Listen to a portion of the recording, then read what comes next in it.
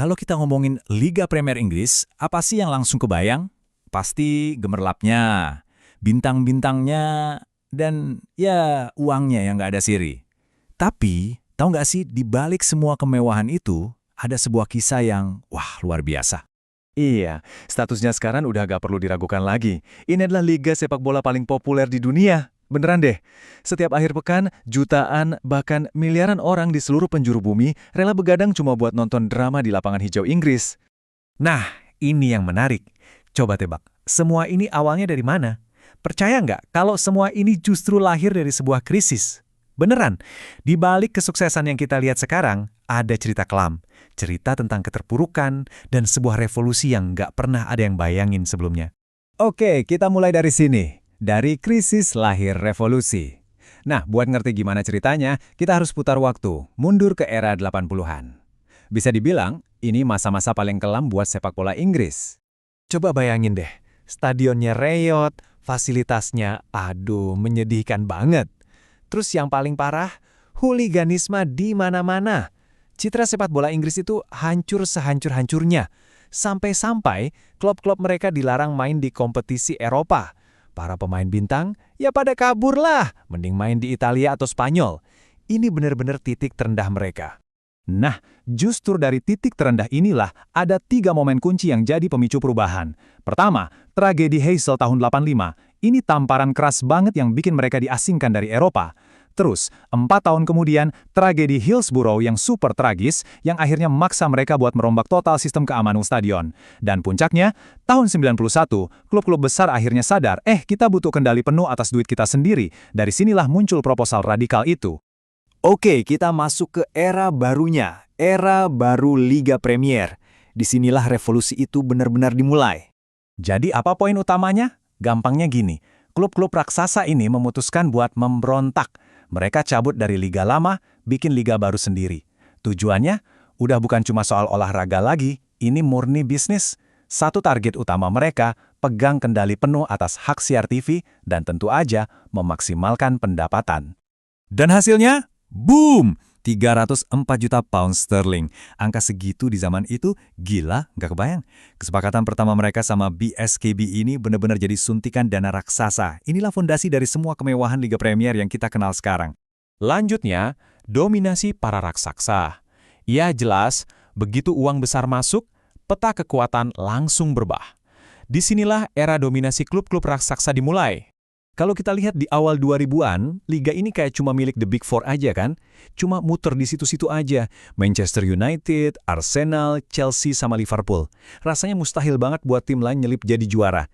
Nah, geser 1 dekade kemudian, ceritanya beda lagi. Ada suntikan dana masif ke Manchester City. Terus Tottenham Hotspur juga makin ambisius. Jadilah lahir istilah baru, The Big Six. Saking dominannya mereka loh, legenda sekelas Kevin Keegan aja sampai bilang kalau liga ini terancam jadi membosankan. Ironis banget kan? Sebuah liga yang dibilang paling hebat, tapi kok juaranya itu-itu lagi, jadi gampang ditebak.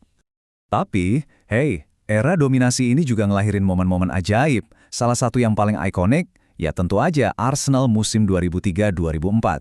Tim yang dapat julukan The Invincibles. Kenapa? Karena mereka juara 1 musim penuh tanpa kalah sekalipun. Coba, bayangin, rekor yang sampai detik ini rasanya mustahil banget buat diulangin lagi. Oke, sekarang kita lihat gimana liga ini jadi fenomena global. Karena dominasi ini nggak cuma terjadi di lapangan, tapi juga meluas ke seluruh dunia, mengubah liga ini jadi mesin uang raksasa. Oke, kita main angka sebentar ya, biar kebayang segede apa ini. Potensi penontonnya di seluruh dunia, 4,7 miliar orang. Itu lebih dari setengah populasi bumi loh. Disiarin di mana aja, di 212 negara dan wilayah.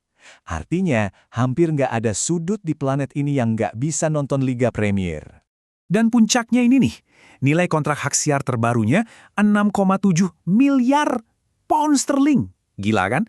Ini bukti nyata betapa berharganya Liga Premier sekarang.